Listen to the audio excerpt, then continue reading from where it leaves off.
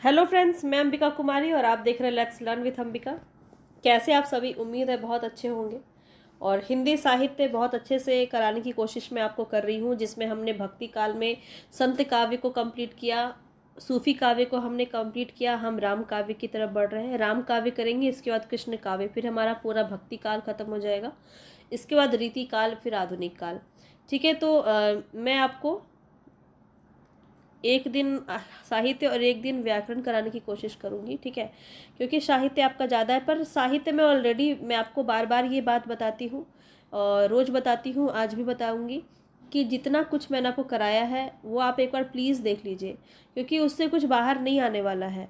तो जितना कराया है उसको देखिए। साहित्य मैंने आपको ऑलरेडी बहुत सारा करवाया हुआ है और ये सारे क्वेश्चंस मैंने नहीं कराए हैं, कुछ हद तक नहीं कराए हैं, तो वो भी आपको आज करवा दिए जाएंगे। तो राम काव्य पूरा आज हम ख़त्म कर लेंगे, कोशिश करेंगे कि आज हम ख़त्म कर लें।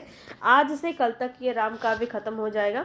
इसके बाद एक दिन व्याकरण रख लेंगे, फिर एक दिन कृष्ण काव्य, इस तरह से हमारा भक्ति काल ख़त्म हो जाएगा। तो बस आपको कंटिन्यूसली वीडियो को अच्छे से देखना है, ध्यान से सुनना है, क्योंकि क्वेश्चंस आपको सुन के ज़्यादा याद रहेगा।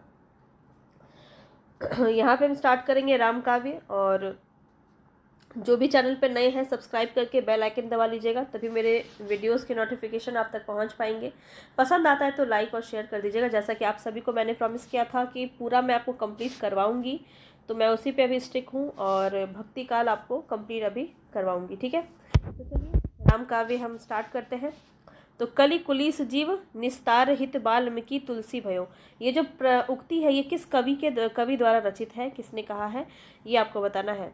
कलि कुलिस जीव निस्तार रहित वाल्मीकि तुलसी भयो। यह जो उक्ति है ये नरहरि बारहठ ईश्वरदास अग्रदास या नाभादास किसके द्वारा कहा गया है, तो यहाँ रखेंगे नाभादास। यहाँ पे डी ऑप्शन सही हो जाएगा। तो देखिए बहुत ज़्यादा जो है, जहाँ यहाँ पे ज़रूरत होगी मैं आपको एक्सप्लेन भी करते चलूँगी। इसकी पूरी PDF आपको मेरे टेलीग्राम पे मिल जाएगी, आप खुद से इसका रिवीजन कर सकते हैं। ठीक है, तो सारी चीज़ें आपको उपलब्ध कराई जा रही है और बहुत ज़्यादा हम डिस्कस नहीं करेंगे। जहाँ इम्पॉर्टेंट होगा वहाँ मैं ज़रूर करूँगी, ताकि आपको याद भी होता चले क्लास में ही। तो सभी चीज़ें हम यहाँ पे देखते हुए चलेंगे, बस हम जल्दी जल्दी थोड़ा करने की कोशिश करेंगे ताकि ज़्यादा से ज़्यादा क्वेश्चन हमारा कवर हो पाए और आज ही हमारा राम काव्य ख़त्म हो जाए। इतनी मैं कोशिश करूँगी, पर देखते हैं कि कितना हो पाता है। तो देखिए यहाँ पे ये जो पंक्ति है ये आप सभी को बता ही दिया मैंने, नाभादास की पंक्ति है और स्वामी अग्रदास के शिष्य थे नाभादास। ठीक है, और इनकी प्रमुख कृति की बात करें नाभादास की, तो भक्तमाल और अष्टयाम इनकी दो रचनाएं काफ़ी ज़्यादा प्रसिद्ध है नाभादास की, ध्यान रखेंगे। अब चलिए आगे बढ़ते हैं। नेक्स्ट क्वेश्चन है यहाँ पे आपका, निम्नलिखित में से राम भक्ति काव्य परंपरा के कवि कौन नहीं है, बताएंगे। यहाँ पे आपका राइट ऑप्शन क्या होगा, फटाफट से आंसर कीजिएगा, ईमानदारी से बताइएगा कितना मार्क्स आप इसका बना पा रहे हैं, कितने क्वेश्चन आपको आ रहे हैं, क्वेश्चन कैसे लग रहे हैं। ठीक है, क्योंकि सारे क्वेश्चन आपके प्रीवियस ईयर हैं और आपको बहुत अच्छे से ये कंप्लीट करवा देंगे। चलिए, गदाधर भट्ट, नाभादास, गोस्वामी तुलसीदास, हृदय राम, किसके ये कौन से कवि जो है वो राम भक्ति काव्य परंपरा में नहीं आते हैं। तो यहाँ पे देखिए अगर हम बात करें, इसको आप एलिमिनेट भी कर सकते हैं। नाभादास भी आते हैं, तुलसीदास भी आते हैं, हृदय राम भी आते हैं, गदाधर भट्ट नहीं आते हैं। ठीक है, गदाधर भट्ट जो है वो राम भक्ति काव्य परंपरा के कवि नहीं है, ये कृष्ण भक्ति परंपरा के गौड़ीय संप्रदाय के कवि हैं। ये भी याद रखिए, गौड़ीय संप्रदाय के, ये आपको नीचे नीचे मिल ही जाएगा। यहाँ देखिए, हाँ यहाँ पे देखिए लिखा हुआ है, ये कृष्ण परंपरा के गौड़ी संप्रदाय के कवि हैं। यह रघुनाथ भट्ट गोस्वामी के शिष्य तथा भागवत के अद्वितीय वक्ता थे। गोस्वामी तुलसीदास, नाभादास और हृदय राम, ये 3 नाम याद रखिए, राम भक्ति परंपरा के कवि हैं। ठीक है, चलिए आगे बढ़ते हैं नेक्स्ट क्वेश्चन पे। नेक्स्ट जो क्वेश्चन है आपका, माता पिता जग जाई तजियो विदहु न लिखियो कछु भाल भलाई।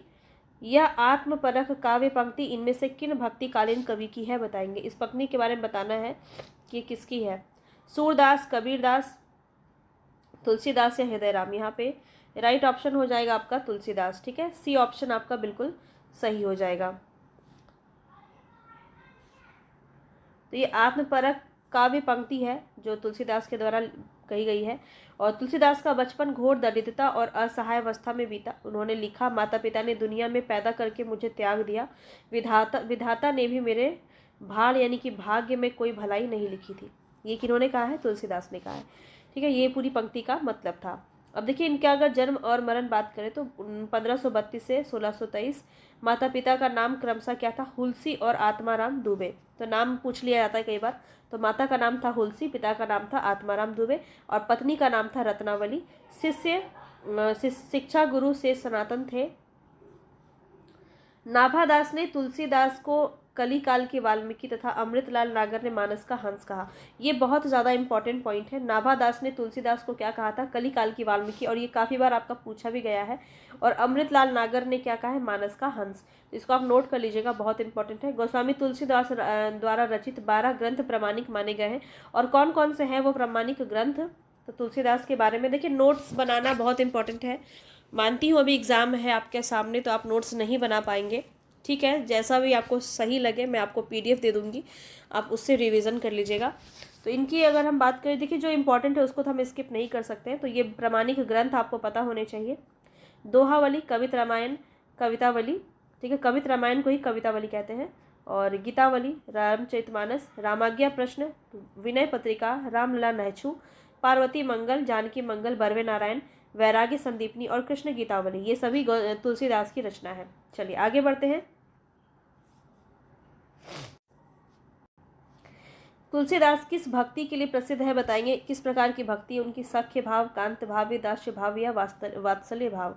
तो यहाँ पे जो आपका राइट ऑप्शन हो जाएगा वो क्या हो जाएगा, ऑप्शन नंबर सी यहाँ पे आपका सही हो जाएगा, दास्य भाव। ठीक है, गोस्वामी तुलसीदास जो है वो दास्य भाव प्रकार की इनकी प्रवृत्ति थी। ये सभी बातें हमने देख ही ली है तुलसीराम की, तो हम बार बार एक ही चीज़ नहीं करेंगे। जो इंपॉर्टेंट है, जो अलग है, जैसे कि इनके गुरु का नाम क्या था, नरहरियानंद या फिर नरहरिदास भी कहते हैं इनका नाम, नरहरिदास, याद रखिए।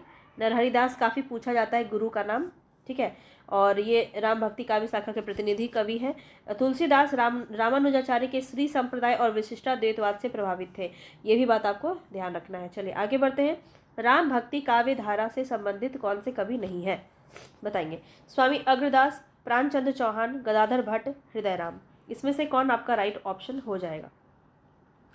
तो यहाँ पे आप याद रखेंगे गदाधर भट्ट बिल्कुल सही है। ये जो है राम भक्ति काव्य धारा से संबंधित नहीं है, ये कृष्ण काव्य धारा से संबंधित कवि है गदाधर भट्ट, जो मैंने आपको अभी स्टार्टिंग में भी एक बताया था, तो ध्यान रखिएगा। अब देखिए यहाँ पे जो भी है इम्पॉर्टेंट, ये आपको याद रख लेना है। ये एक बार बता देती हूँ। तुलसीदास का तो आपको पूरा 12 मैंने बता दिया। कुछ है उनमें से रामचरितमानस, विनय पत्रिका, रामाज्ञा प्रश्न। विष्णुदास की रचना है रुक्मिणी मंगल, बहुत पूछी जाती है। रुक्मिणी मंगल बहुत पूछी जाती है। स्वर्गारोहण। ईश्वरदास की रचना है भरत मिलाप और अंगद पैज। अंगद पैज मैंने काफ़ी बार आपको बताया है, ठीक है। स्वामी अग्रदास, अष्टयाम, हितोपदेश, उपखान बावनी, ये अग्रदास की रचना है। प्राणचंद्र चौहान की रामायण महानाटक पूछी जाती है काफ़ी ज़्यादा। हृदय राम का हनुमान नाटक और सुदामा चरित, ये दोनों बहुत इंपॉर्टेंट है, याद रखिएगा। रामायण महानाटक के नाम से प्राणचंद्र चौहान ने लिखा है, ठीक है, और हनुमान नाटक के नाम से हृदय राम ने लिखा है। ये सभी बातें आपको ध्यान में रखनी है। अब आगे बढ़ते हैं। नेक्स्ट क्वेश्चन है सुंदर कांड रामचरितमानस का कौन सा कांड या कौन सा सर्ग है। तो इसके लिए आपको क्रम पता होना चाहिए। इस प्रकार के क्वेश्चंस करने के लिए आपको क्रम का पता होना बहुत ज़्यादा ज़रूरी है। तो सबसे पहले क्या आता है, बाल कांड, फिर अयोध्या कांड, फिर अरण्य कांड, किष्किंधा कांड, सुंदर कांड, लंका कांड, उसके बाद उत्तर कांड। ये पूरा सातों आपको एकदम याद होना चाहिए, ठीक है। तो इसमें पूछा जाए सुंदर कांड, तो सुंदर कांड कितने नंबर पर आता है, 5वें नंबर पर आता है, और राइट ऑप्शन यहाँ पर आपका बी हो जाएगा, ठीक है। तो ये आपको मैंने बता ही दिया। यहाँ पर आप देख सकते हैं, इसका PDF डाउनलोड करके आप पढ़ सकते हैं। सुंदरकांड में हनुमान जी द्वारा सीता की खोज और राक्षसों के संहार का वर्णन किया गया है। दोहा चौपाई छंद में लिखा गया, ये तो सबको पता है, ये याद रखिए, बहुत इंपॉर्टेंट है। अयोध्या कांड को रामचरितमानस का हृदय स्थल कहा जाता है, बहुत इंपॉर्टेंट पॉइंट यहाँ पे आपका कहा गया है। आगे देखिए, रामचरितमानस की रचना तुलसीदास ने संवत 1631 में चैत्र शुक्ल रामनवमी मंगलवार को प्रारंभ किया था। इसे पूर्ण करने में ये समय आपका बहुत पूछा जाता है, तो 2 वर्ष 7 महीना 26 दिन का समय लगा था, बहुत इंपॉर्टेंट है, याद रखिएगा। बाकी रचनाएं मैं आपको बताई चुकी हूँ। चलिए आगे बढ़ते हैं। नेक्स्ट ये आप क्वेश्चन है आपका, सिया राम मैं सब जग जानी, करहूँ प्रणाम जोरी जुग पानी। तो ये जो पंक्ति है बताएंगे तुलसीदास ने किस दार्शनिक सिद्धांत की व्यंजना की है। इसमें कौन सा दार्शनिक सिद्धांत की व्यंजना की है, तो आपको पता है तुलसीदास किस सिद्धांत से प्रभावित थे, अभी बताया है आपको मैंने। इसका आंसर आप अगर क्लास में सोए नहीं हो ना तो आपको पता होगा इसका आंसर, और यहाँ पे राइट ऑप्शन है विशिष्टाद्वैतवाद। ठीक है, सी ऑप्शन। आगे बढ़ते हैं। नेक्स्ट क्वेश्चन है कीर्ति भनति भूति भूलि सोई सुर सरि सम सब कह हित होई। यह पंक्ति किसकी है? तो ये पंक्ति जो है किसकी है? तुलसीदास की है। फर्स्ट ऑप्शन ही आपका यहाँ पे सही हो जाएगा। ठीक है, अब देखिए कुछ है जो पंक्ति काफ़ी पूछ लेते हैं कई बार। तो ये है मेरे नन बिरह की बेल बई सींचत नैर नीन की सजनी मूल परात गई। ये किसका है? सूरदास का। नंददास की एक पंक्ति है नव मरकट मणि श्याम कनक मणिगम ब्रजबाला वृंदावन को रीझी मनहु परिहाई माला। कबीरदास की एक है माधो मैं ऐसा अपराधी तेरी भक्ति होत नहीं साधी। तो ये किसका है? कबीरदास का। ये कुछ पंक्तियां हैं जो इंपॉर्टेंट है, पूछे जाते हैं। आगे बढ़ते हैं। नेक्स्ट क्वेश्चन है रामचरितमानस में तुलसीदास ने सर्वप्रथम इनमें से किसकी वंदना की है? ये क्वेश्चन आपका काफ़ी बार पूछा गया है, तो ध्यान रखेंगे यहाँ पे। सबसे पहला जो प्रश्न है ये रामचरितमानस में आपका यही बनता है।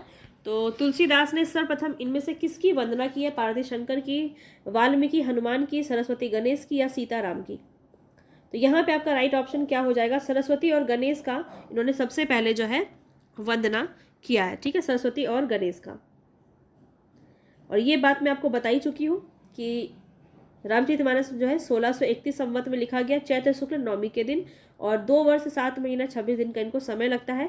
क्रमशः इसको देख लीजिए, काफ़ी इंपॉर्टेंट है। सबसे पहले बालकांड, अयोध्या कांड, अरण्य कांड, किष्किंधा कांड, सुंदर कांड, लंका कांड, उत्तरकांड। जितने भी आपके एग्जाम हिंदी साहित्य में होते हैं, हिंदी साहित्य आपका सिलेबस में अगर है तो वो सभी एग्जाम के लिए आपका इम्पॉर्टेंट है। ठीक है, अब देखिए कुछ बातें कही गई है रामचरितमानस को लेकर के। तो अयोध्या कांड को रामचरितमानस का हृदय स्थल कहा जाता है, ये तो आप सभी को मैंने बता ही दिया। हजारी प्रसाद द्विवेदी ने क्या कहा है? तुलसी का संपूर्ण काव्य समन्वय की विराट चेष्टा है। ये किसने कहा है? हजारी प्रसाद द्विवेदी ने। शुक्ल जी ने क्या कहा है? हिंदी काव्य की प्रौढ़ता के युग का आरंभ गोस्वामी तुलसीदास द्वारा हुआ। तुलसीदास ने सर्वप्रथम मानस को रसखान को सुनाया था। ये भी बात आपको याद रखना, यहाँ से भी एक क्वेश्चन बन जाता है कि तुलसीदास ने जो रामचरितमानस की रचना की तो इसको सबसे पहले उसने किसको सुनाया था? तो रसखान को सुनाया था, याद रखिएगा। रामचरितमानस की प्रथम टीका अयोध्या के बाबा रामचरण दास ने लिखी। तो टीका जो इनके ऊपर लिखा गया वो अयोध्या के बाबा थे रामचरण दास, उन्होंने लिखी थी। चलिए, इतनी बातें बहुत ज़्यादा हो गई। चलिए आगे बढ़ते हैं। नेक्स्ट क्वेश्चन है निम्नलिखित में से लोक मंगल की साधना का कवि कहा जाता है? किसे कहा जाता है? तुलसीदास को, कबीरदास को, रविदास को, या फिर सूरदास को? तो यहाँ पे आपका राइट ऑप्शन क्या हो जाएगा? तुलसीदास हो जाएगा। ए ऑप्शन बिल्कुल सही है। तो ये पंक्ति आपका इतनी बार पूछा जाता है कि मैं इसको स्किप कर ही नहीं सकती हूँ। यहाँ पे आप देखिए यहाँ पे अगर हम बात करें रामचंद्र शुक्ल का, तो उन्होंने क्या कहा है? तुलसीदास उत्तरी भारत की समग्र जनता के हृदय में मंदिर में पूर्ण प्रेम प्रतिष्ठा के साथ विराज रहे हैं। ये जो पंक्ति है ये किसने कहा है? शुक्ल ने कहा है, और काफ़ी बार ये पंक्ति पूछा गया है। उससे भी ज़्यादा पूछा जाता है हजारी प्रसाद द्विवेदी का कि भारतवर्ष का लोकनायक वही हो सकता है जो समन्वय करने का अपार धैर्य लेकर आया हो। ये पंक्ति काफ़ी बार, अनेकों बार आपके एग्जाम में पूछी जाती है। ठीक है, नाभादास की पंक्ति है कलिकाल का वाल्मीकि, रामविलास शर्मा का है जातीय कवि, और अमृतलाल नागर की है मानस का हंस। तो ये सभी आपको ध्यान में रखने हैं। ठीक है, किसने क्या क्या कहा है? रामविलास शर्मा ने क्या कहा है? जातीय कवि कहा है तुलसीदास को। अमृतलाल नागर ने क्या कहा है? मानस का हंस कहा है। और नाभादास ने क्या कहा है? कलिकाल का वाल्मीकि। तो ये एकदम कंठस्थ आपको कर लेना है, क्योंकि यहाँ से प्रश्न आपका डेफिनेटली देखने को मिल सकता है। आगे बढ़ते हैं। तुलसीदास द्वारा रचित विनय पत्रिका किस रचना में रची गई है? किस भाषा में रची गई है? ये काफ़ी बार पूछी जाती है। तो यहाँ पे आप याद रखेंगे राइट ऑप्शन क्या हो जाएगा? तो यहाँ पे आपका राइट ऑप्शन हो जाएगा ब्रज भाषा में लिखी गई है। हालांकि अवधी भाषा में इन्होंने ज़्यादा रचनाएं की हैं, लेकिन विनय पत्रिका जो है ये ब्रज भाषा में लिखी गई है। ये भी आपको ध्यान में रखना है। अगर हम भाषा की बात करें तो यहाँ नीचे आपका एक्सप्लेनेशन में मिल जाएगा।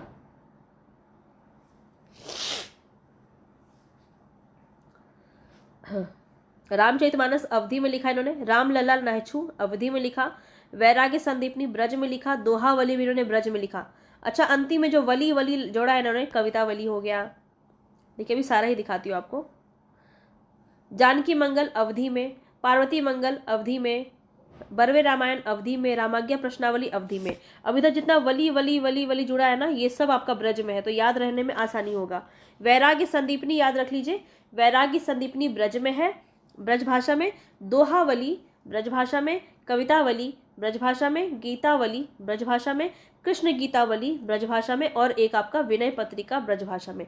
तो देखिए वली वाला बड़ी आसानी से याद हो जाता है, तो यहाँ से क्वेश्चन आपका बनता भी कम है। क्वेश्चन क्या बनता है, विनय पत्रिका, और एक बन सकता है वैराग्य संदीपनी। तो ये दो याद रख लीजिए ब्रज, बाकी सारे जो अंत में वली शब्द से जुड़े होते हैं वो आपके सब ब्रज में लिखे गए हैं। आगे बढ़ते हैं। मेधाकर बहुगुणा द्वारा रचित कौन सी कृति है, बताएंगे। रामायण प्रतिपम, महावीर चरितम, गंगा शतकम, या फिर अजय भारतम। तो यहाँ पे आपका राइट ऑप्शन क्या हो जाएगा, राइट ऑप्शन हो जाएगा रामायण प्रतिपम। ठीक है, रामायण प्रतिपम ए ऑप्शन यहाँ पे आपका बिल्कुल सही हो जाएगा।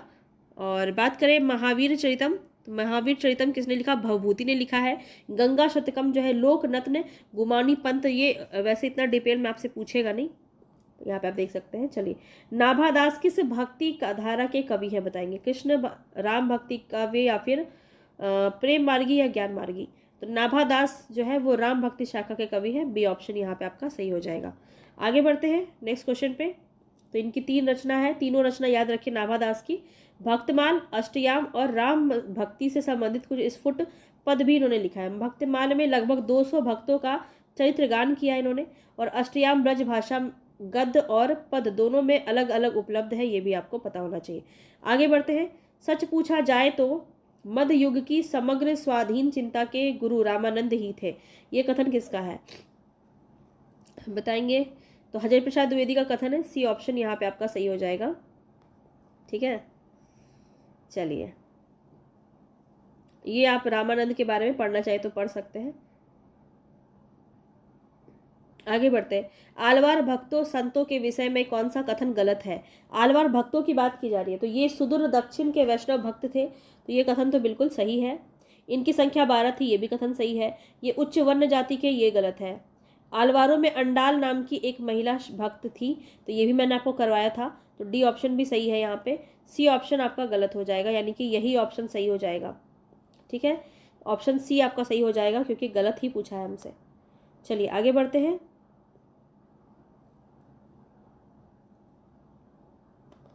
तो यहाँ पे भिन्न भिन्न जातियों के जो है संत यहाँ पे थे, और कोई ऐसा नहीं था कि स्वर्ण जाति के ही थे सभी।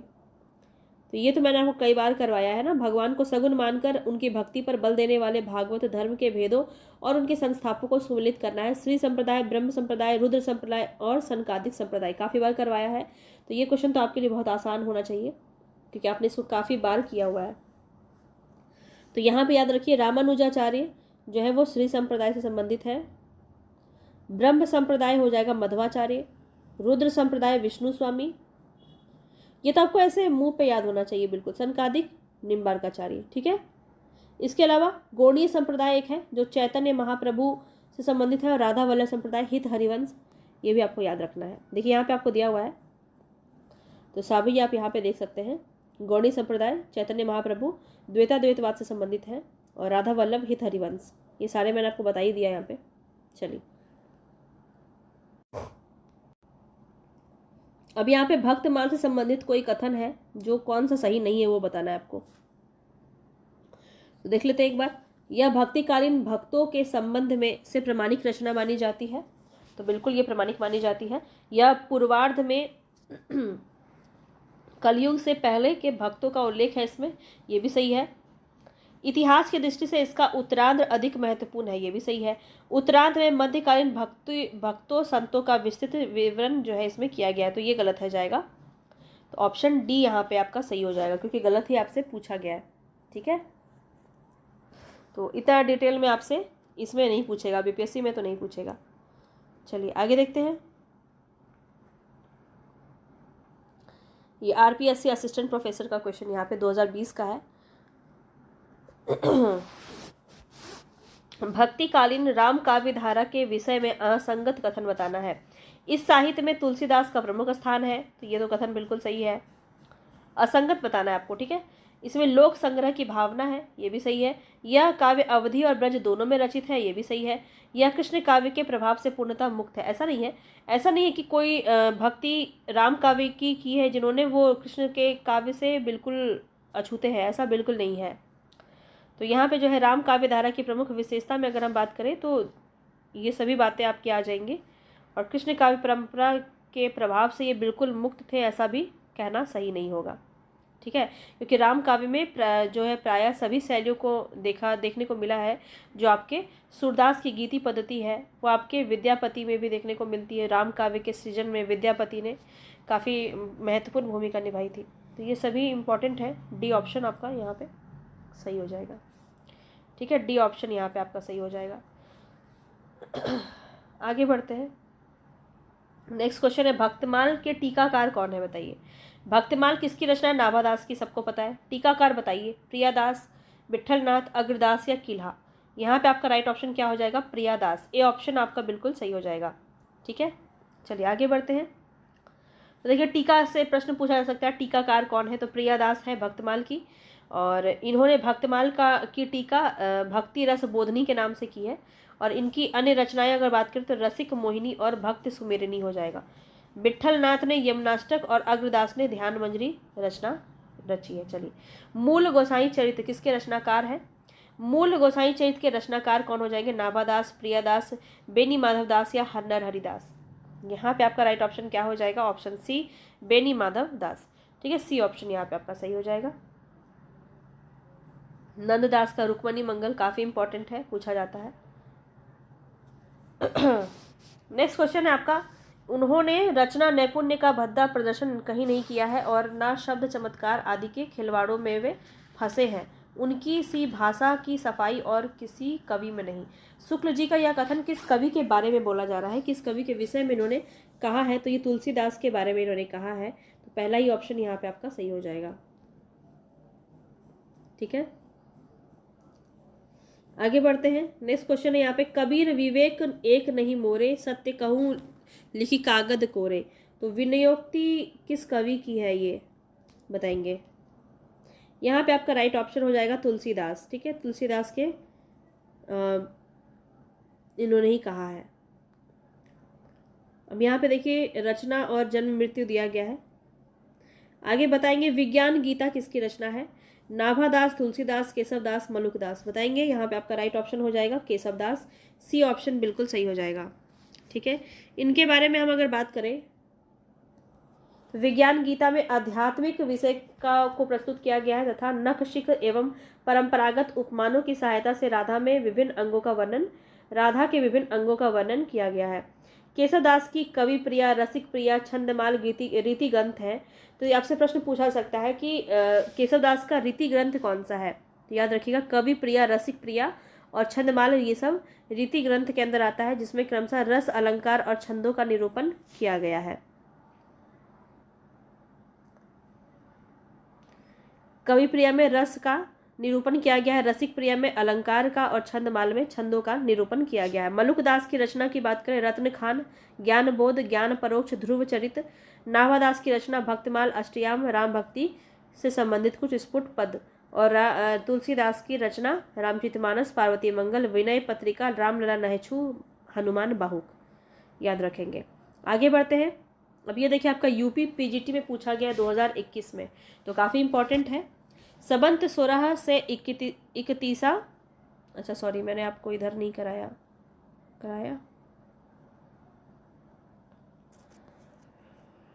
नहीं सही चल रहा है, ठीक है, चलिए बताएंगे। संबत 16 से 31 करहूँ कथा हरिपद धरी सीसा। ये जो पंक्ति है, प्रमुख ग्रंथ के रचनाकार संकेत किसके बारे में संकेत किया गया है? रामचरितमानस, सी ऑप्शन यहाँ पे आपका सही हो जाएगा। आगे बढ़ते हैं। तो ये सब बातें मैं आपको बता चुकी हूँ, है ना, तो इस पे हम ज़्यादा डिस्कशन नहीं करेंगे क्योंकि क्वेश्चन हमारा बहुत ज़्यादा है। अब जो हमारा नेक्स्ट क्वेश्चन है, मानव प्रकृति का ज्ञान तुलसीदास से अधिक उस युग में किसी को नहीं था, ये कथन किसका है बताएंगे। तो यहाँ पे याद रखिए हजारी प्रसाद द्विवेदी का कथन है, बी ऑप्शन आपका सही हो जाएगा। तो यहाँ पे देखिए सबकी रचनाएं दी गई हैं, तो ये रचना आपको देख लेना है एक बार।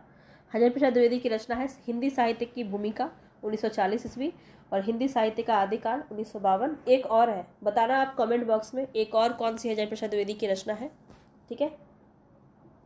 रामविलास शर्मा की प्रमुख रचना की बात करें तो प्रगति और परंपरा 1949 में, साहित्य और संस्कृति ये आपका काफ़ी पूछा जाता है, तो साहित्य और संस्कृति 1949 में, प्रेमचंद और उनका युग 1954 में इनकी रचना है। रामचंद्र शुक्ल की प्रमुख रचना कौन सी है? रस मीमांसा, चिंतामणि, हिंदी साहित्य का इतिहास, याद रखेंगे, बहुत इंपॉर्टेंट है और ये आपको काफ़ी बार पूछा था। प्रकृति और परंपरा, साहित्य और प्रकृति, ये बहुत बार पूछा जाता है, रामविलास शर्मा की रचना है।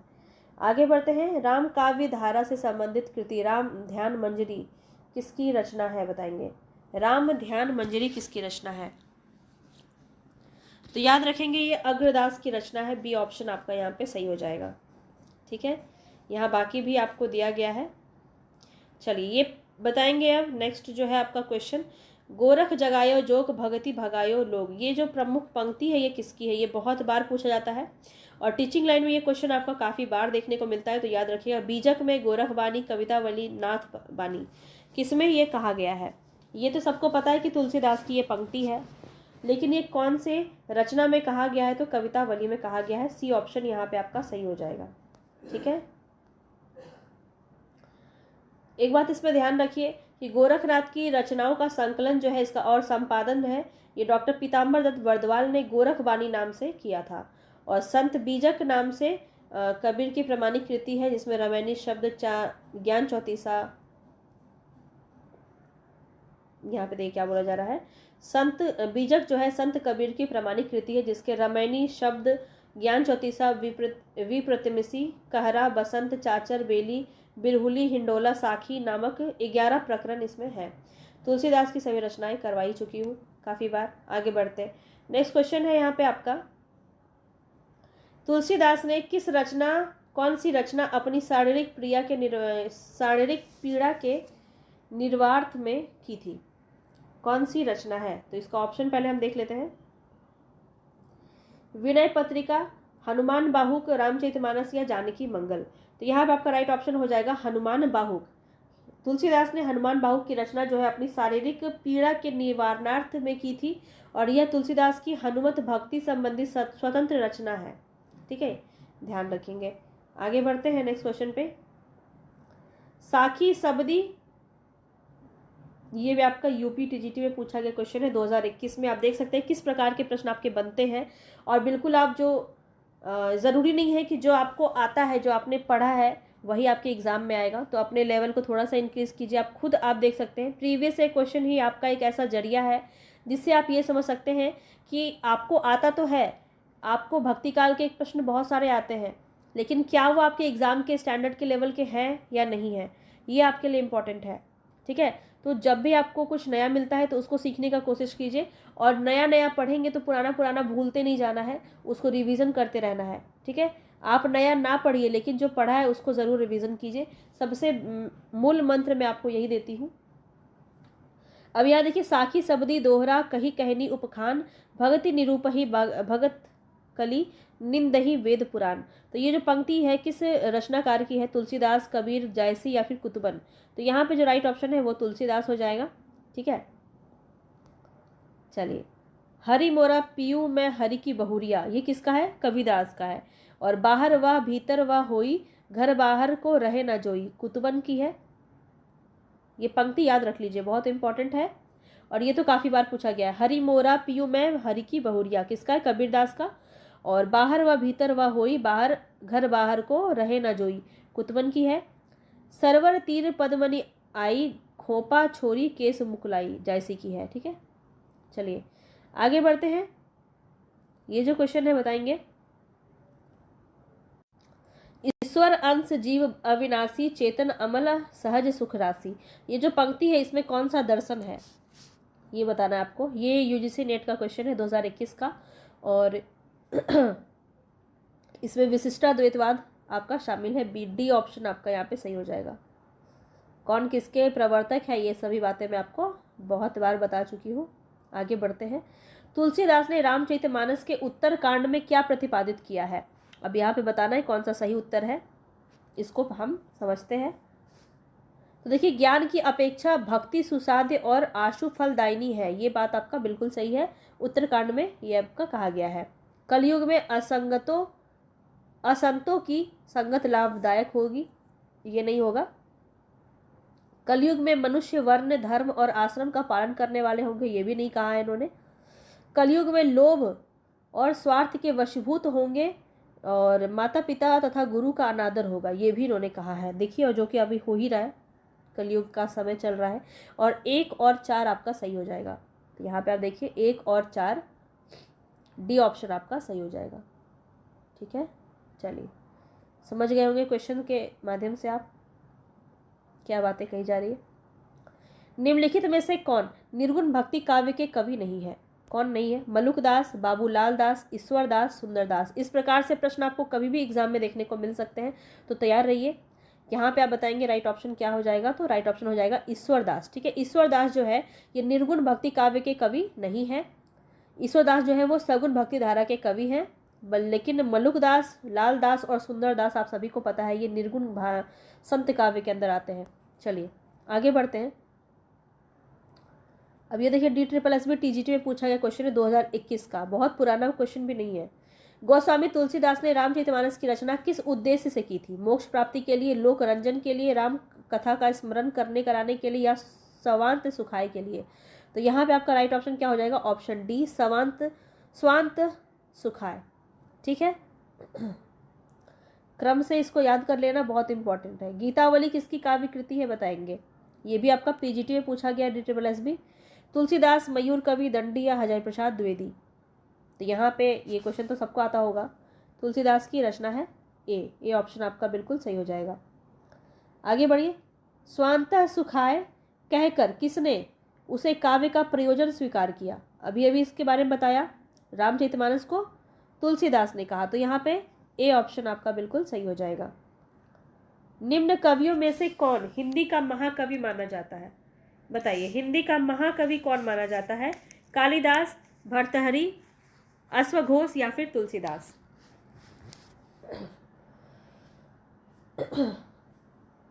यहाँ पे आपका राइट ऑप्शन हो जाएगा तुलसीदास। ठीक है, डी ऑप्शन आपका बिल्कुल सही हो जाएगा।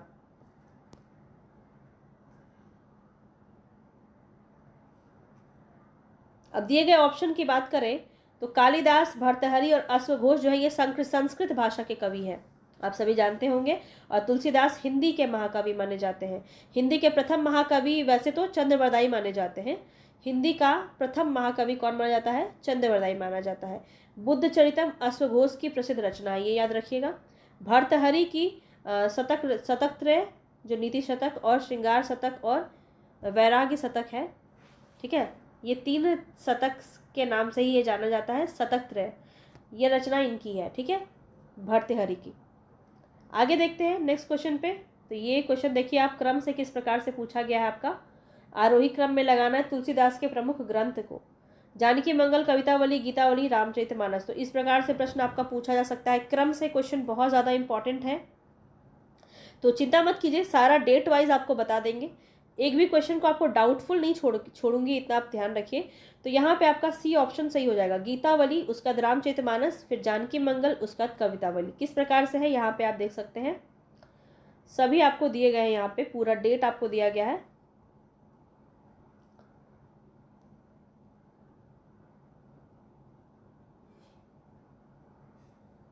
गीतावली 1630 में, पूरा एक साथ देख लेते हैं। वैराग्य संदीपनी 1626-27, रामाज्ञा प्रश्न 27/1927, रामलला नहचू 28 में, जानकी मंगल 29 में, रामचरितमानस 1631 में, पार्वती मंगल 1643 में, कृष्ण गीतावली 1643 में, गीतावली 1630 में। ठीक है, यहाँ 30 है, आप देख लीजिए। रामचरितमानस 31 है, गीतावली 30 है। विनय पत्रिका 1631 से, दोहावली जो है यहाँ पे 1626 से, और बरवे रामायण 1630 और कवितावली 1631। ये आपको ध्यान रखना है। आगे बढ़ते हैं। रामायण में किस भाषा का प्रयोग किया गया है? उर्दू, अपभ्रंश, संस्कृत या पाली? रामायण की बात की जा रही है, तो बताएंगे यहाँ पे राइट ऑप्शन क्या हो जाएगा। यहाँ पे याद रखिए संस्कृत में है, सी ऑप्शन आपका बिल्कुल सही हो जाएगा। ठीक है, वाल्मीकि रामायण के नाम से भी जाना जाता है, संस्कृत भाषा में ये रचित है आदि कवि वाल्मीकि के द्वारा, जिसमें 24,000 श्लोक समाहित किए गए हैं। राम कैसो जस अध उरथ गगन है, यह पंक्ति किसकी है? देखिए DSSS PGT में पूछा गया क्वेश्चन है ये। राम कैसो जस अध उरध गगन है, बिल्कुल एक्सपेक्टेड है आपके एग्जाम में भी, तो खास करके 9 to 10, 11 to 12, 6 to 8 में भी पूछा जा सकता है, क्योंकि भक्ति काल से पिछली बार भी 6 to 8 में बहुत क्वेश्चन बना था। तुलसीदास, मतीराम, सेनापति, उग्रदास, अग्रदास। ठीक है, उग्र लिखा है पर अग्र होगा, तो यहाँ बताएंगे आप राइट ऑप्शन क्या हो जाएगा। ऑप्शन सी आपका सही हो जाएगा। ठीक है, सेनापति की ये पंक्ति है।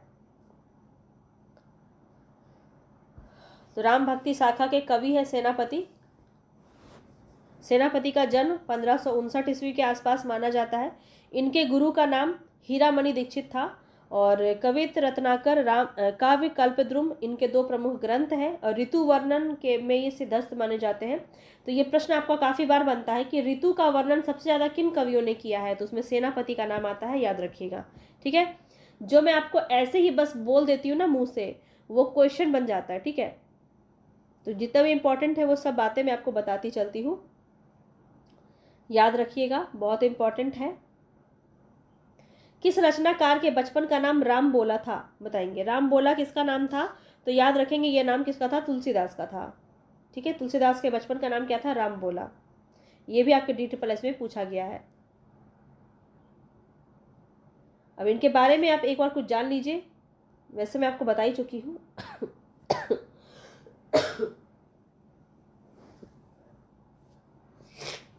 तो देखिए, इनके बचपन का नाम राम बोला था। 1532 से 1623 इनका समय रहा।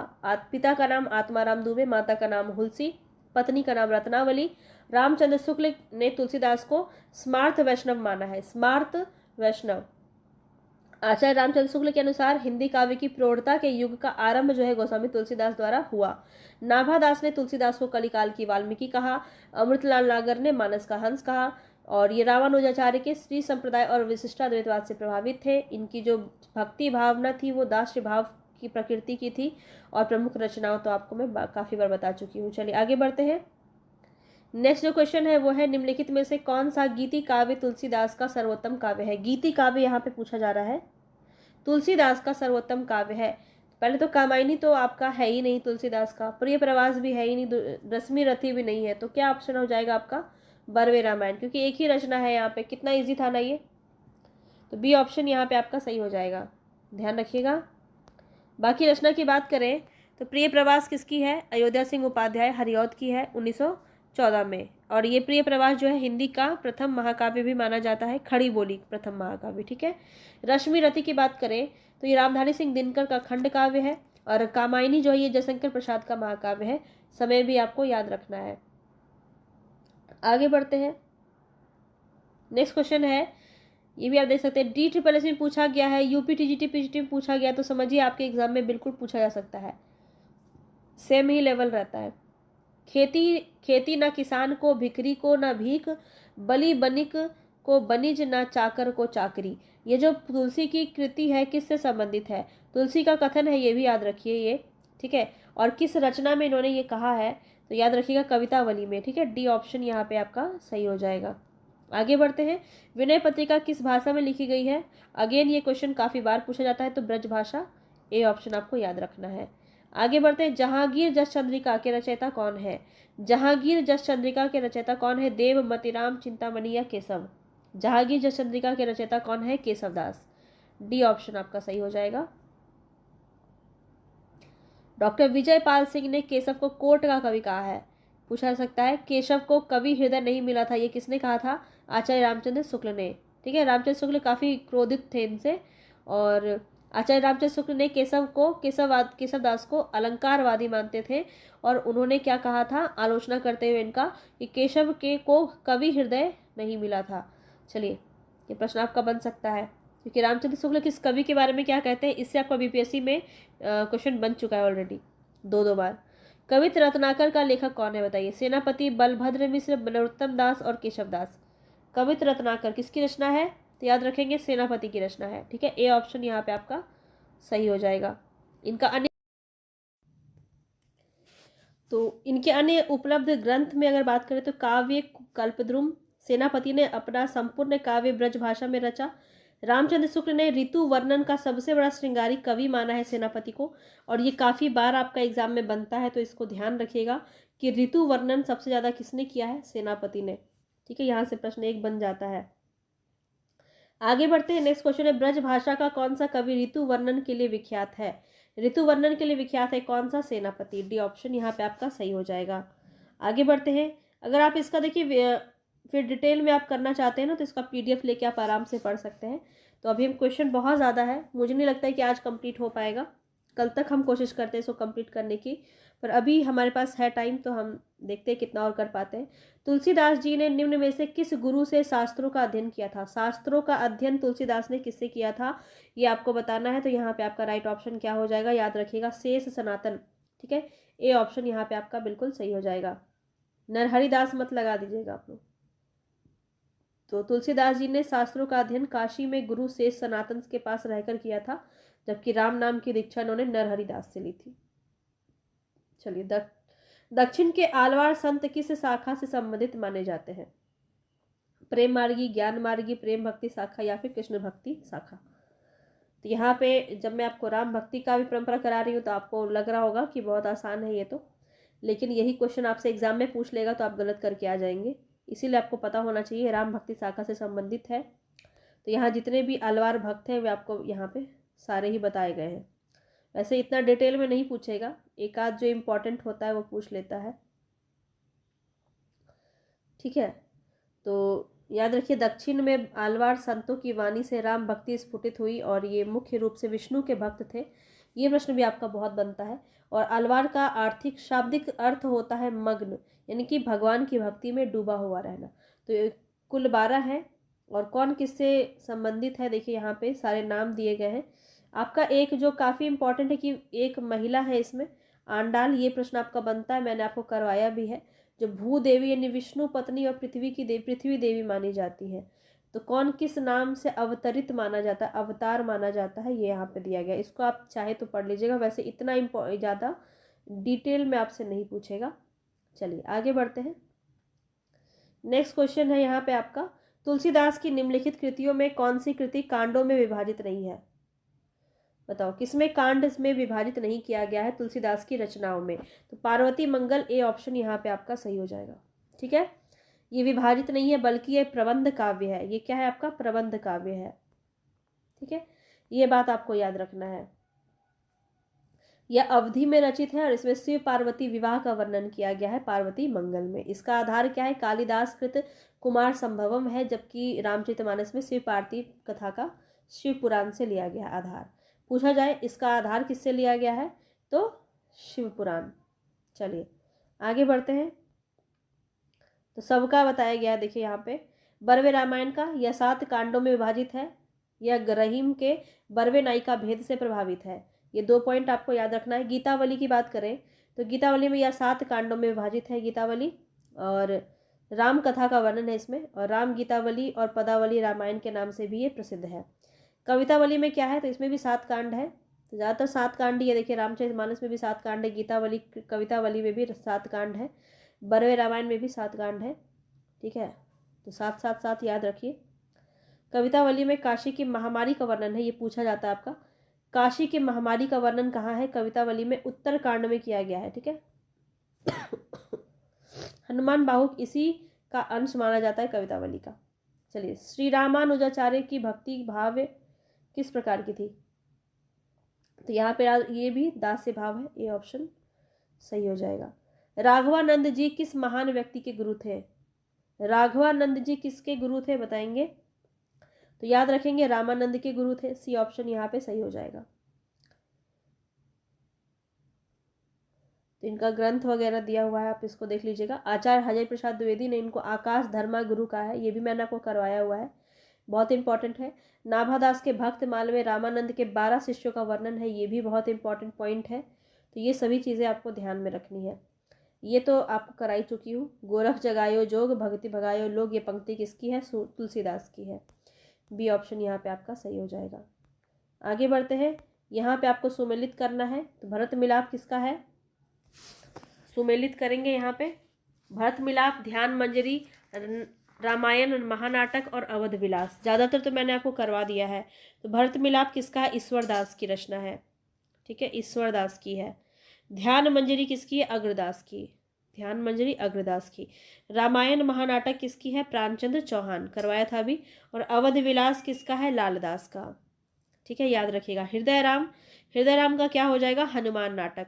याद कैसे रखेंगे? हनुमान के हृदय में कौन है? राम। तो हृदय में कौन है?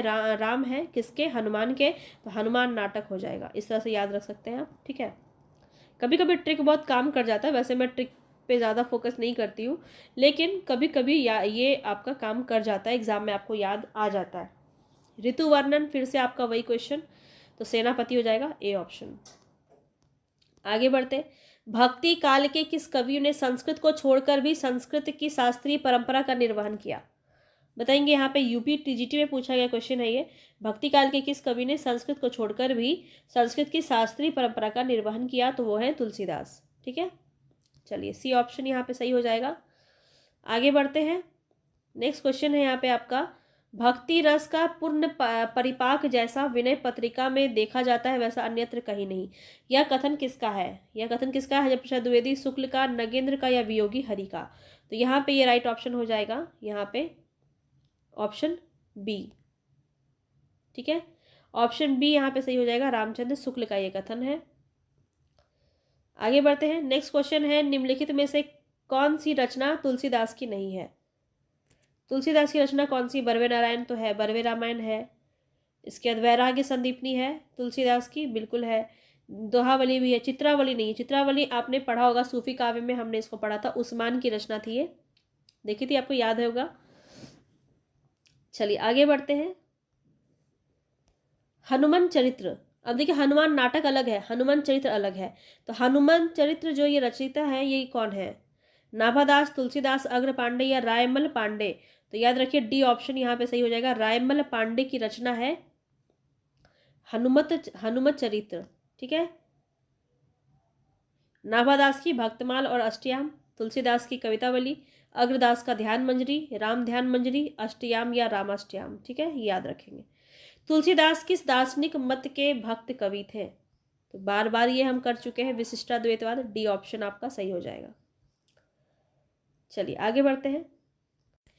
चलनो अब केतिक पर्ण कुटी करिहो कित है, सीता द्वारा कही गई प्रस्तुत पंक्ति में राम ने उनकी कौन सी मनोदशा को लक्षित किया? चंचलता, प्रसन्नता, मधुरता या आतुरता? ये पंक्ति पढ़ेंगे आपको समझ में आ जाएगा। तो यहाँ पे इनकी आतुरता का इन्होंने वर्णन किया है, डी ऑप्शन यहाँ पे सही हो जाएगा। आगे बढ़ते हैं। नेक्स्ट क्वेश्चन है, जानत हो हरि रूप चराचर मैं हठी नैन न लावो, अंजन केस सिखा जुवतीतः लोचन सुलभ पठावो। तो ये जो पंक्ति है, रेखांकित अंश आपको बताना है किससे असंबंध अर्थ क्या है? असंबंध अर्थ है अंजन केस सिखा जुवतीतः। तो ये क्या है? नेत्रों में काजल लगाए हुए हैं, पर्वत शिखर पे बहते अग्नि झरने के समान है, सरकटे काले केस वाली, या फिर दीपक की ज्योति के समान कामिनी। तो यहाँ पे हम बात करें तो ये कौन संबंधित नहीं है? तो यहाँ पे संबंधित कौन सा नहीं है? पर्वत शिखर से बहते अग्नि झरने के समान, ये नहीं कहा जा सकता। तो यहाँ पे बी ऑप्शन आपका सही हो जाएगा। इस प्रकार का वैसे क्वेश्चन नहीं पूछा जाएगा। तो चलिए आगे बढ़ते हैं। भलो पोच राम को कहे मोही सब नर नारी, इसमें पोच से क्या अभिप्राय है? नीच, उत्कृष्ट, भक्त या अनुगामी? तो यहाँ पे राइट ऑप्शन है नीच, ए ऑप्शन आपका सही हो जाएगा। चलिए आगे बढ़ते हैं। इस प्रकार का क्वेश्चन नहीं पूछा जाएगा।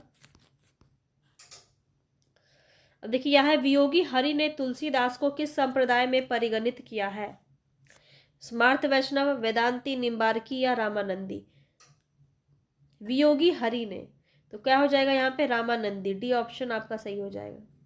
ठीक है, चलिए, कठिन काव्य का प्रेत किस कवि को कहा जाता है? बहुत पूछा जाता है ये क्वेश्चन, आपके लिए ही है, बताइए।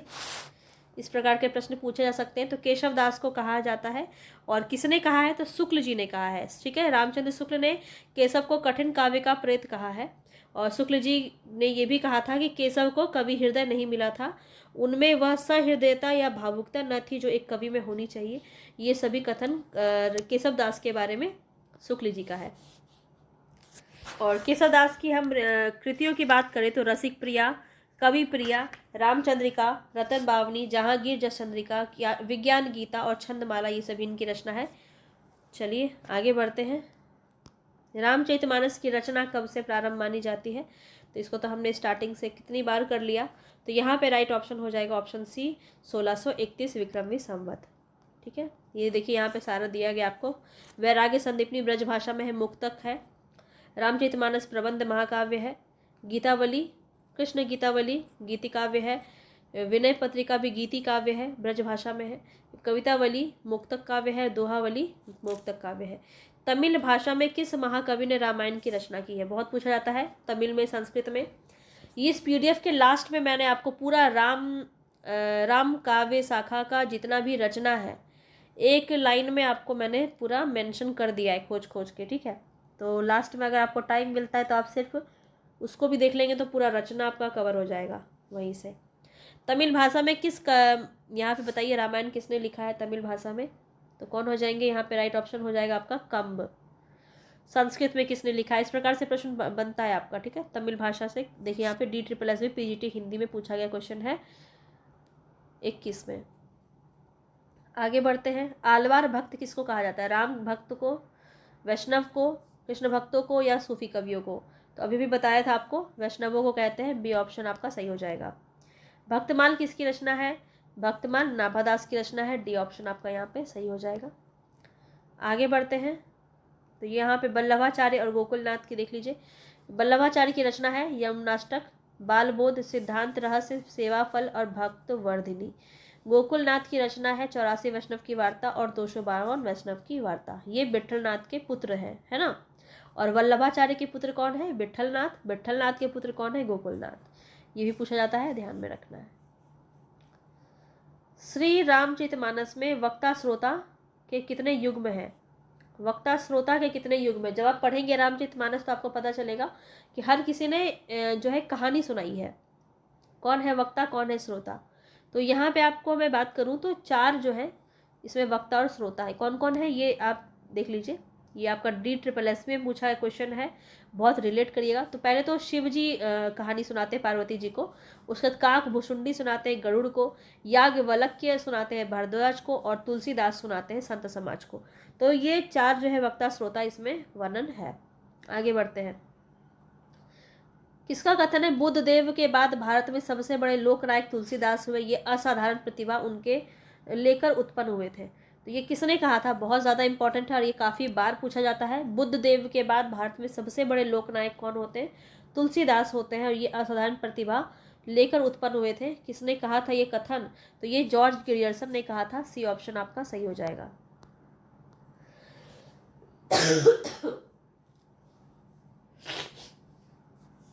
अब देखिए यहाँ पे, ये तो मैं आपको काफ़ी बार बता चुकी हूँ। चलिए आगे बढ़ते हैं। पुरते निकसे रघुवीर, वधु धरि धीर दय मग में डग दवे। यह पंक्ति तुलसीदास के किस ग्रंथ से उद्गित है? बताएंगे, उद्गित है। बरवे रामायण, श्री रामचरितमानस, दोहावली या फिर कवितावली? दोहावली या कवितावली? तो यहाँ पे क्या हो जाएगा बताइए। यहाँ पे आपका राइट ऑप्शन है कवितावली। ठीक है, देख लो किस प्रकार के क्वेश्चन बनते हैं, है ना। इस प्रकार क्वेश्चन अगर आप कर पा रहे हैं तो समझिए कि आपका जो लेवल है अच्छा है और कोई भी एग्ज़ाम आप निकालने के योग्य है और आपकी तैयारी सही चल रही है। रामचंद्र शुक्ल के अनुसार निम्नांकित में से कौन सी रचना तुलसीदास की है? छप्पर रामायण, बरवे रामायण, कड़खा रामायण या रोला रामायण? सभी को पता है बरवे रामायण। बी ऑप्शन आपका सही हो जाएगा। आगे बढ़े।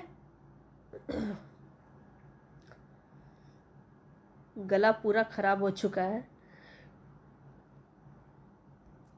तो आज तो मुझे नहीं लगता ये ख़त्म हो पाएगा। बस ये पेज ख़त्म करके आज को एंड करते हैं, ठीक है। फिर कल कल तो बहुत आराम से हो जाएगा। तो 2 दिन में अगर हम राम काव्य को ख़त्म कर रहे हैं तो बहुत बड़ी बात है ना। तो इससे ज़्यादा शॉर्टकट मैं नहीं कर सकती, क्योंकि फिर इससे ज़्यादा शॉर्टकट करेंगे तो फिर बहुत मुश्किल है कि आप जॉब ले पाएंगे, क्योंकि ज़्यादा शॉर्टकट फिर नहीं जाना चाहिए। प्रेम और श्रृंगार का ऐसा वर्णन जो बिना लज्जा और संकोच के सबके सामने पढ़ा जा सके, गोस्वामी जी का ही है। प्रेम और श्रृंगार का ऐसा वर्णन, ये कथन किसका है बताएंगे? ये कथन किसका है? रामकुमार वर्मा, आचार्य रामचंद्र शुक्ल, नंद दुलारे वाजपेयी या हजय प्रसाद द्विवेदी। याद रखिए रामचंद्र शुक्ल का ये कथन है। बी ऑप्शन आपका सही हो जाएगा। और सारे टीचिंग एग्जाम से आपके पूछे गए हैं, देख लो। संत हृदय नवनीत समाना, उक्ति किसकी है बताइए? संत हृदय नवनीत समाना, यह उक्ति किसकी है? रामाश्रयी शाखा के प्रतिनिधि कवि तुलसीदास की, ठीक है। डी ऑप्शन यहाँ पे आपका सही हो जाएगा। तुलसीदास रचित विनय पत्रिका में पदों की कुल संख्या कितनी है? बहुत इंपॉर्टेंट है, बताइए।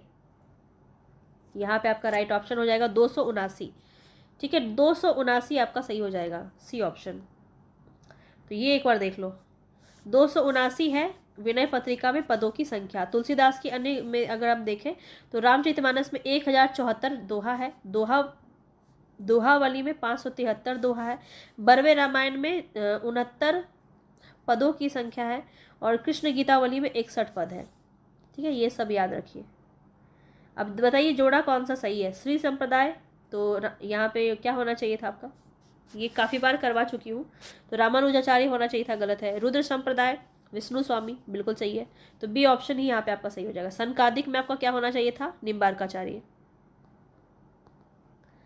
ठीक है, निम्बार्काचार्य होना चाहिए था। और राधा वल्लभ संप्रदाय का क्या होता? हित हरिवंश, हित हरिवंश, ठीक है, याद रखिएगा। चलिए, भक्ति शाखा में रसिकोपासना का समावेश किसने किया? बताइए, भक्ति शाखा में रसिकोपासना का समावेश किसने किया? यूपी टीजीटी में पूछा है क्वेश्चन है। केशवदास, अग्रदास, लालदास या नवादास। और इतने पहले आपका ऐसा क्वेश्चन पूछता था, तो अब तो लेवल और इंक्रीज होने वाला है, बताइए। तो यहाँ पे आपका बी ऑप्शन से हो जाएगा अग्रदास, ठीक है। रसिकोपासन का समावेश जो है सबसे पहले राम भक्ति शाखा में जो है समावेश किसने किया? अग्रदास ने किया। रसिक संप्रदाय के अन्य प्रमुख कवि भी आपको ध्यान में रखने हैं।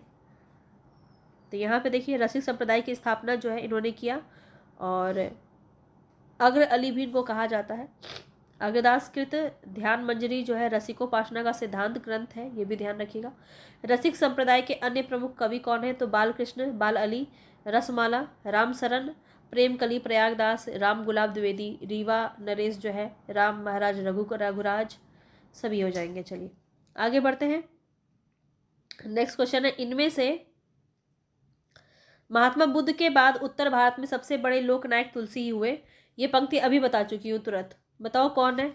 ये गलत नहीं होना चाहिए आपका, जॉर्ज ग्रियर्सन। बी ऑप्शन आपका सही हो जाएगा। चलिए यहाँ पे देख लीजिए और किसने क्या क्या कहा है। आगे नेक्स्ट क्वेश्चन है, इनमें से तुलसीदास की किस रचना जो है अवधि में नहीं है? अवधि में नहीं है। कवितावली, देखिए ये तो आपका अवधि में ही है, कौन सा नहीं है वो आपको बताना है। तो आपका जानकी मंगल भी अवधि में है, और रामलला नहछू भी अवधि में। बताया था वली से अंत में आपका आता है, तो वो ब्रज भाषा में होता है। इजिली आप इसका आंसर निकाल सकते थे। चलिए आगे बढ़ते हैं। भाषा निबंध मति मंजुल मात नोती, ये कवि किस श्लोक का अंश है? किस कवि द्वारा रचित श्लोक का अंश है भाषा निबंध मति मंजुल मात नोती? वाल्मीकि, कालिदास, तुलसीदास या जयदेव? तो यहाँ पे जो आपका राइट ऑप्शन हो जाएगा वो हो जाएगा तुलसीदास, ठीक है। इनमें से ज्ञानाश्रय शाखा के कवि नहीं है, कौन नहीं है ये बताना है आपको। और ज्ञानाश्रय देखिए, धर्मदास धर्मदास, अग्रदास, दादू दयाल या कबीरदास। तो यहाँ पे कौन सा सही हो जाएगा? अग्रदास, ठीक है। बी ऑप्शन सही हो जाएगा, ज्ञानाश्रय शाखा के कवि नहीं है। बाकी सब आप देखिए, धर्मदास, दादू दयाल और कबीरदास, ये सभी संत काव्य परंपरा के कवि माने जाते हैं। आगे बढ़िए, आगे नहीं बढ़ते, अब ये पेज हमने पूरा ख़त्म कर लिया। नेक्स्ट जो है ये हम कल से करेंगे। विनय पत्रिका में काशी के लिए किसका रूपक वर्णित है? तो ये इसका आप मुझे होमवर्क समझिए इसको और कमेंट बॉक्स में बताइएगा कि ये आपका इसमें राइट ऑप्शन क्या हो जाएगा। ठीक है, चलिए फिर मिलेंगे आपको नेक्स्ट। कल जो है हम राम काव्य को पहले ख़त्म करेंगे, इसके बाद हम एक दिन व्याकरण और एक दिन साहित्य को लेके चलेंगे। ठीक है, तो जैसा भी होगा आपको किस प्रकार से चाहिए कमेंट बॉक्स में ज़रूर बताइएगा। मिलेंगे फिर से नेक्स्ट क्लास में। पसंद आया होगा तो लाइक शेयर सब्सक्राइब कर दीजिएगा। धन्यवाद।